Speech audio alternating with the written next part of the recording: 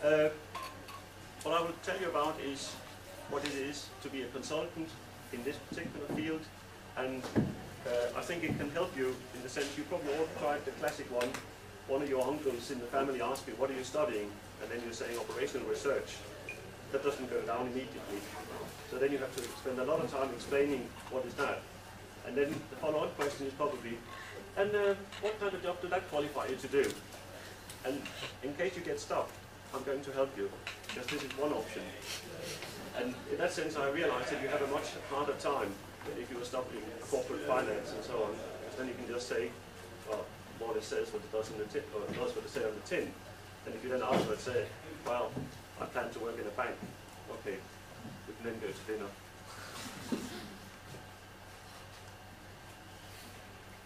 So what do we do? Well, in a simple sentence, we're helping businesses to improve their performance. That is to be interpreted quite broadly, but it's important to say we are helping them. We are not doing it for them. We are coming in for a period of time doing it, and we are working with the client, not coming in with a sort of prepared solution and saying, here you go. So I would quite like to kill the myth that consultants are people in suits coming in, having a quick look around and walking out again, having delivered a smart presentation, after which 30% of the staff get fired. And we collect a large fee. We do collect a large fee, but we work hard for it. The other thing is performance. Well, think of that quite broadly. It can be anything from operational performance, financial performance, and the example that I'll give you later relates to probably more performance in the sense of bringing understanding to the table so that everyone understands what are the issues and how can we solve it. And I suppose you should also qualify the word businesses. It is not entirely and only the private sector we're working for. In fact, maybe a little bit less now, but certainly a couple of years back, I think half of my colleagues would at any one time be working in the public sector, because we have some large client pieces there.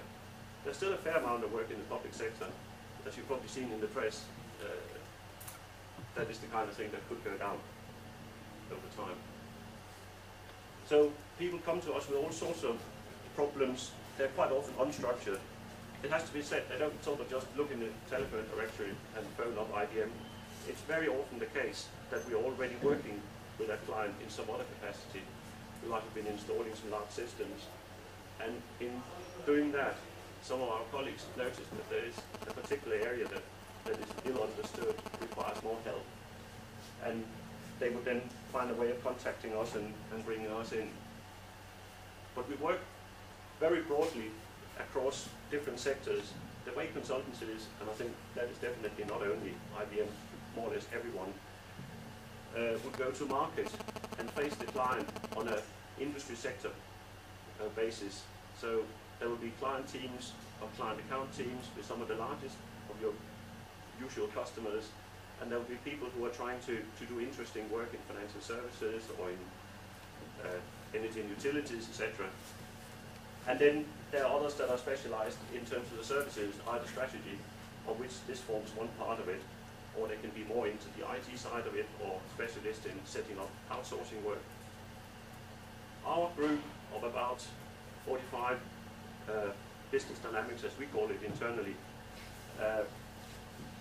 group tend to work much more broadly across sectors and get called in. Notwithstanding that some of us, particularly if you've been in the firm for a while, end up working primarily in certain sectors. So I tend to work mainly in energy and utilities, but it doesn't stop my manager from sometimes deploying me to sectors that I understand very little of. But it is a help that you have a basic understanding of what is an electricity grid if you're going into a grid company, for instance.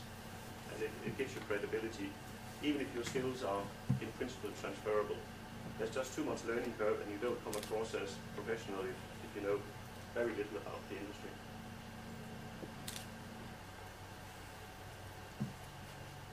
So, what is the analytical twist? Well, one of the bullets that or splashes there that I would particularly want to highlight is that clients are data rich and information poor.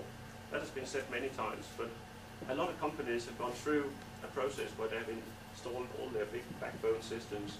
They have SAP, they have Oracle, they have standard reports coming out right, left and center.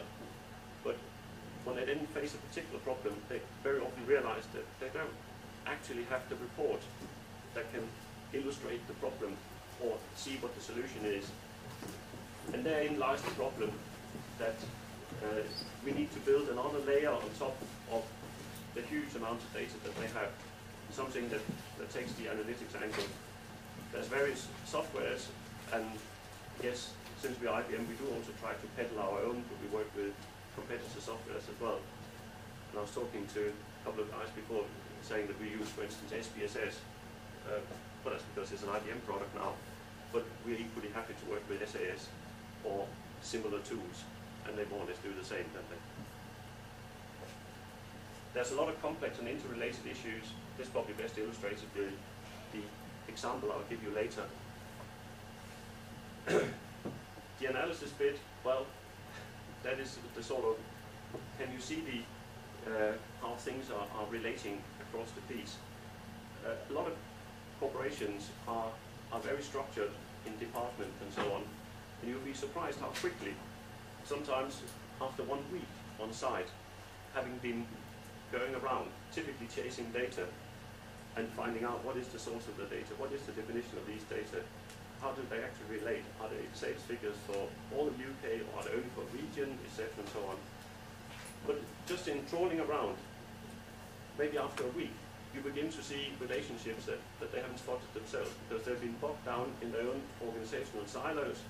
But you, because you have carte blanche to walk from office to office and talk to people, are beginning to see, there's some things that are being missed.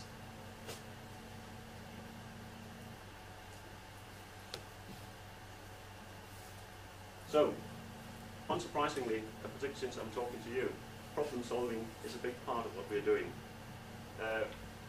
Structured thinking, creative thinking, there's various tools to generate that. Very often we conduct workshops, talking to clients, trying to bring people together. Workshops is very effective in terms of getting ideas generated very quickly. And again, you would have thought that it's blindingly obvious for the organization to bring teams together. And of course, yes, they have no end of coordination meetings in many organizations, but they don't seem to coordinate things very well. Well, they are normally blame meetings, aren't they? They're complaining about the other department and trying to push problems from one to the other rather than to come up with solutions. Given that we deal with people, now if in your own mind you really like the maths behind it and don't like people, well, then consultancy is probably not for you. You can have a brilliant career in research, I'm sure, and maybe not become the most liked teacher, but you could become a university teacher, I suppose, sort. If you like to deal with people, and that's both clients, colleagues, think you can deal also with conflicts at times, when people shove a lot of problems at you, complain about the performance, saying this wasn't good enough, etc. Whether that's right or wrong, you have to find a way of dealing with it. And I suppose also moving from organization to organization, you do notice that there are certain things that always work until one day you come to an organization where this just isn't a done thing. That can be your approach, the way you talk to people, the way you try and engage them. Some are very precious about their own position in the organization, would rather not be in a workshop with people who are lower down, certainly not their own staff, etc., etc. And others are very open about it. So these things you learn. But I think when we are sort of testing people and checking them, that is certainly one of the things we're looking at. Do they work nicely in a group? Do they seem to give space to other people? Are they listening? Are they just talking? Etc. And then, of course, the dimension that we tend to bring is the analytical, and particularly the quantitative side of the analytics. So, favorite tools are Excel spreadsheets, and There's nothing wrong with that. The problem is to do it in a structured way. We can all do our monthly budget and see if we have enough money at the end of the month. But can we also do one that runs quarterly periods for the next 20 years, looks at funding, tax regimes, etc., etc.? Perhaps not. And one of the things that is very important in that context is that you have a structured approach to it, that everything is perfectly documented all the way through. It's supposed to create an audit trail, but it's also to make sure, which is sometimes the case, not always, that the client wants to take over the model you have developed. It needs to be tested. So what we tend to do, unless they're absolutely small and trivial, we would normally have someone in our group doing the modeling work, but then we bring in for a couple of days some colleagues working just on the basis of the documentation you created and some various test tools that we have to see if formulas seem to be working, question marks, does it really follow the description, was the description wrong, and the model right. Try and bring things into to balance again. There's never 100% guarantee, no matter how much we test, that there's no flaws in it, but clients do expect, when they're paying good money for it, that it's really top quality work and that there's no errors in it.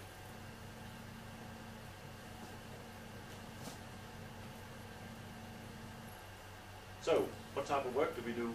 Well, we are classifying them as these services, but instead of sort of giving a detailed description of all of them, pick one or two. For instance, in the business strategy and policy development, yes, we do quite a lot of business case work, not the sort of very trivial ones where it's just a simple cash flow stream and a bit of NPV. We do quite a few where we are, in a sense, supporting the wider IBM that might be selling a big system. It can be easy enough sometimes, say, in the oil industry, to come up with an obvious way of evaluating the new oil platform in the North Sea. Well, all the physicists and geologists will tell you what the expected volumetrics are. You can build different scenarios and try to find ways of evaluating, and you can decide whether you think it's worthwhile as an investment. But it's quite a different thing to say, do we want to have a globally unified system for work management, for work orders, for repair and operations facilities? Because what are the benefits for that? We can all tell them what the cost is, but try and think through, what are actually the benefits? How can they be quantified? How can we afterwards, once we have solved the business case, because that of course is an increasingly is a feature that the businesses want to check afterwards, are we actually realizing the benefits that the project sponsor set out in the beginning? So then you start getting into their performance management system, saying what kind of data are you actually providing, say, on a monthly basis that we could use to follow up. If we said that we would have fewer well stops in a particular set of fields because we had a better work management system, well, what is the expectation we have set, and why did we suggest that there would be a 5% improvement? Can we afterwards see it in the figures, or can we not? So it puts sort of pressure back on the business case. It's not enough that the chief technology officer would quite like to get his hand on a new toy and would find it easier to have broadly the same configuration across all the countries that they're dealing with. There also has to be some tangible benefits behind it, and some that one can really quantify. And you can spend a lot of time sifting around, and you'll very often find that exactly the data that you would like to have used do not exist because they're not being produced. They could be produced, so sometimes that might force a change to, or a minor change to the performance management system, where we say you really need to generate this line of data in your monthly report so that we can track whether we are improving or not.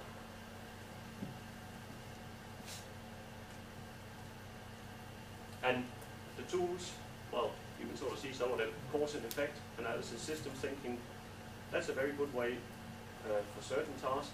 If you are out with a client, they want to develop, which is particularly was very popular, but I suppose it still is, balanced scorecard. I'm sure you've heard of them. Some of them were a bit tired, and some of them were just made up in the afternoon by the manager, trying to pick the ones he thought he would score well on. So he put one up on markets, one on people, and one on this and that. But it was unclear whether any of these things that he was trying to measure were actually logically distinct, or he had 4 measures that were just 2 sides of the same cube, or whatever. And by using cause and effect diagrams and trying to see how do they hang together, you can start getting a picture, and that's an excellent thing to do in a workshop with clients. What is the cause and effect? When you have dissatisfied customers, when you have this, that, and the other, where is it that it sort of starts bubbling together? And then you can start picking which are the significant ones, which ones do I want to measure. So that's one tool. And in a sense, you don't need a degree in operational research to do it, because it's quite simple. The difficult thing is to make the workshop hang together, get people to agree, rather than the technique itself. Other things, of course, can be more demanding in terms of specific expertise, i.e. if you're working on very, very large data sets and are trying to generate some information out of it using tools that you're probably familiar with, SPSS and etc.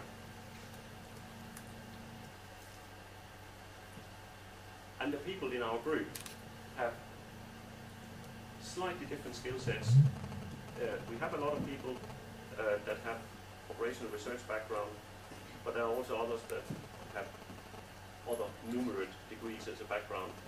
So they can be mechanical engineers, or pure mathematicians, or chemists, or in my own case, economists.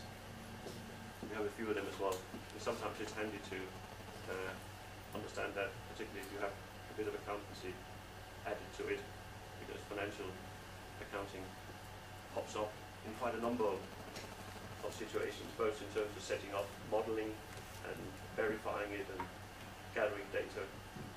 Finance departments are typically, if you can get the data, the easier place to try and get numbers and data from, compared to operational departments.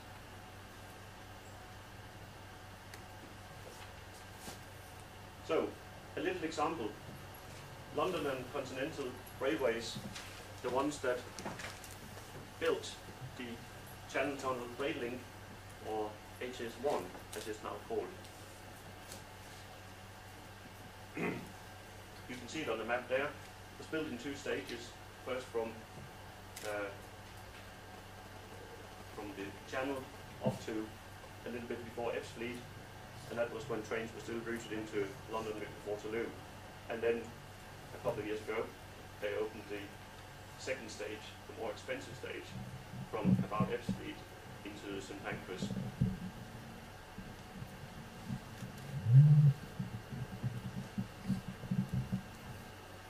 Our role and what we did was really, of course, nothing to do with the actual building of the stuff or the architecture and all the other nice things that people see. But there was clearly a demand for understanding the complex finance, and you will see later in some of the other graphs that changed radically over time. This project's history and started from sort of around 94, when it was first really thought of, and went through a large number of changes in structure and etc. It has been restructured and renamed more times than most organizations we've ever worked with. But the key point is that it was actually completed on time and on budget, which I think surprised quite a few, particularly since it's, as I said, complex, but it has this sort of mixture of public-private sector relationship added to it. But it was certainly, fortunately, unlike the neighbour to St Pancras, which is the British Library, you may have read in the history book what a scandal that was. It just stretched out over an endless number of years, where many, many times more costly than should have been, etc. But these guys got it right. Now, I'll let you.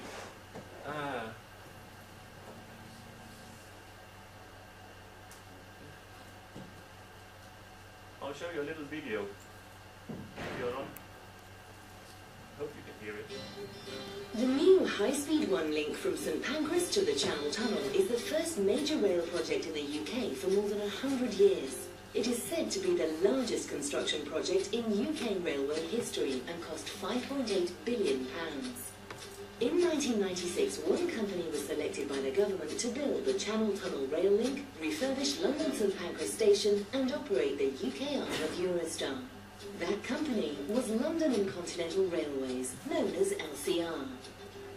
From the outset, LCR needed to organise and control the complex funding and risk transfer arrangements for the project. These involved many organisations, including government departments, banks, the rail regulator, Railtrack, and subsequently Network Rail. It was clear they needed world-class financial modelling, and the search was on to find a consultancy partner to see them through the times ahead. LCR chose IBM. IBM first got involved at the very beginning when we were trying to rescue the original flotation and bank financing plans for the company.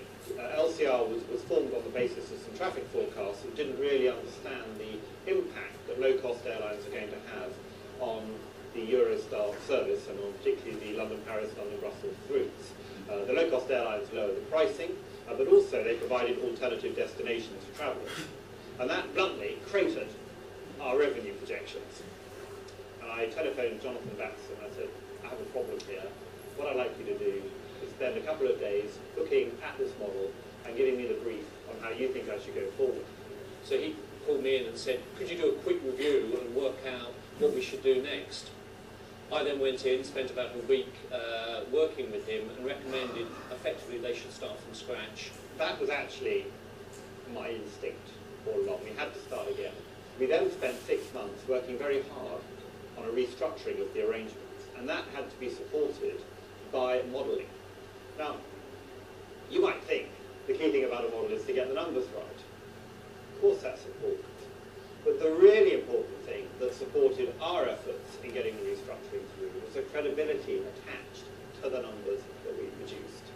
I think what's very important is that you get it 100% correct. 99% correct is just not good enough because of the credibility that you lose when a number's not right. People not only have to be told the numbers add up, they have to believe the numbers add up. And that, I think, was the sort of the secret ingredient which the IBM team have delivered in that restructuring and have since delivered in the further restructurings of the project. Railtrack was supposed to be not only buying Section 1, but it also guaranteed 700 million of our bank facilities. And we were watching the 10 o'clock news on a Saturday night in October, about 6 years ago, suddenly to find that Railtrack had been put into administration. Well, that prompted the next major restructuring of the project, and again, with a lot of support from IBM, we were able to bring back the interest that Railtrack had in the project back into LCR and model the outcome, and we saved in those arrangements a further 300 million. What I think has been particularly helpful in terms of the financial navigation is that when there have been these occasional crises, we've been able to call upon quick further support to get the solutions to the crisis out on the table as quickly as possible.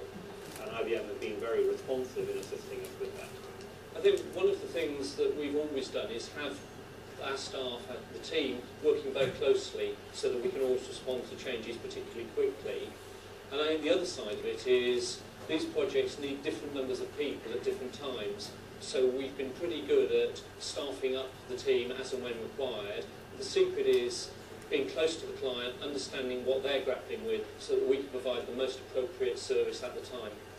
Our initial remit was to help Mark Bailey, particularly with the restructuring work, and also as the St Pancras station has come to life, we've been involved with some of the planning of the retail development over there. We've been working for some time with the Department of Transport and the Treasury in looking at the most sensible way in which LCR should be structured going forward, and it's likely that what we're going to see is a split up of the businesses into independent, self-standing businesses that are financially sustainable in their own right. As you can see, that is a very radical evolution of LCR, and IBM will be supporting us going forward in modelling the impact of that restructuring. And I think what I would say is, again, it all comes back to, you can present the arithmetic, but what is going to be most important in that evolution of LCR is being able to speak with the financial analysis and the information about the consequences of the decisions and the way that LCR has been structured with authority, with credibility.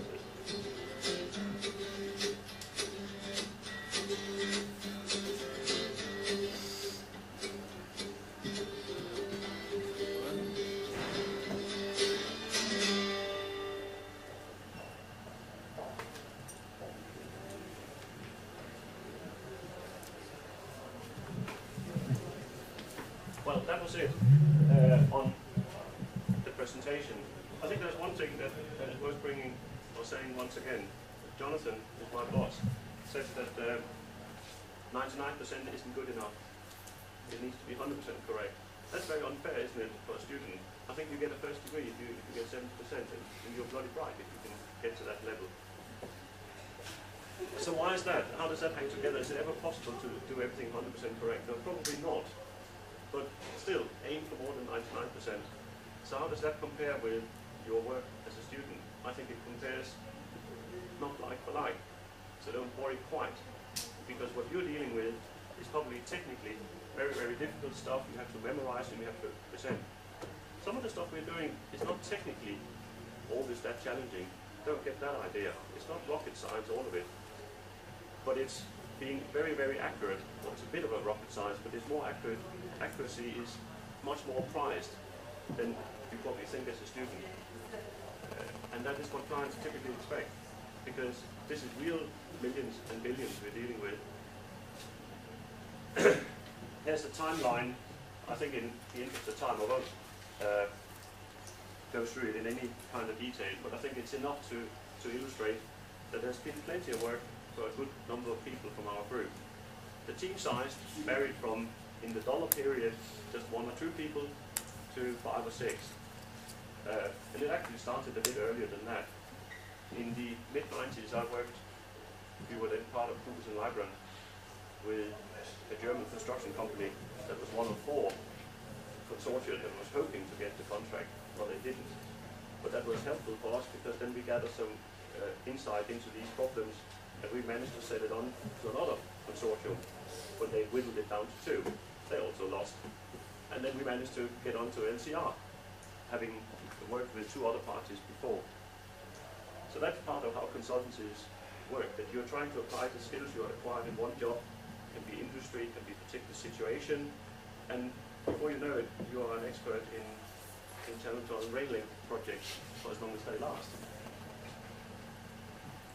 And yes, this is not a slide which I think is mainly put in, not for me to explain, but to give you an idea that it is complex. You can be cynical in saying it's disguising the fact that it is probably Her Majesty's government that somehow stands behind all of it, but it does actually rely still on capital markets, getting the banks on board, and just that discipline of getting those on board has probably been immensely helpful, in my personal view, in ensuring that this project has been delivered on time. There's clear structures contractually for how it should be playing out in the future. But yes, public-private finance has no doubt that is a godsend to the professional classes, because as you can see, there's also been a good piece of work for investment bankers, a lot of work for London law firms, etc. But there will be more of that in the future, I have no doubt. So the benefits is really that we deliver trusted information, and people didn't spend time debating was it accurate or was it not. Everyone knew that it was accurate, and there was no time wasted. We were reasonably on top of things. We knew how the data were structured. Some people have been sometimes on these assignments, which is a bit unusual, for more than a year. So they really knew their data, often or normally far better than the client would. and therefore could do quick analysis that was still accurate. That, of course, is two things that I always hate, being asked to do something very quickly, because the thought in the back of your mind is always that you probably made a mistake, it couldn't be that easy. And yes, there are sometimes mistakes, and I admit that.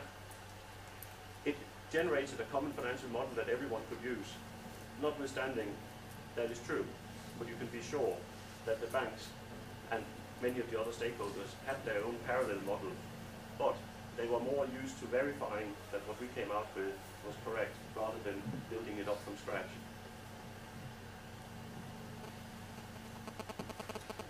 And the other point that we can put more people in, I think it's been, and these are very nice, but it's pretty close to adverts. Now, about our group, what do we require? Well, I think we've talked about it before, a good degree in a numerous subject.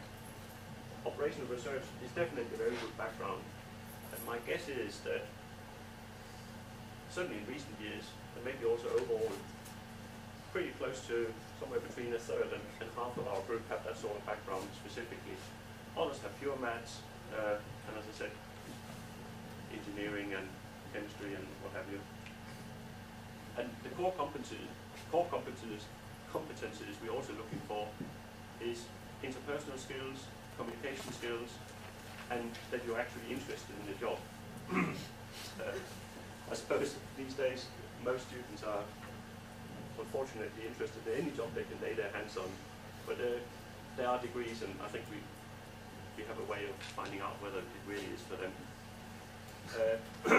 You have to be flexible and work anywhere in the UK.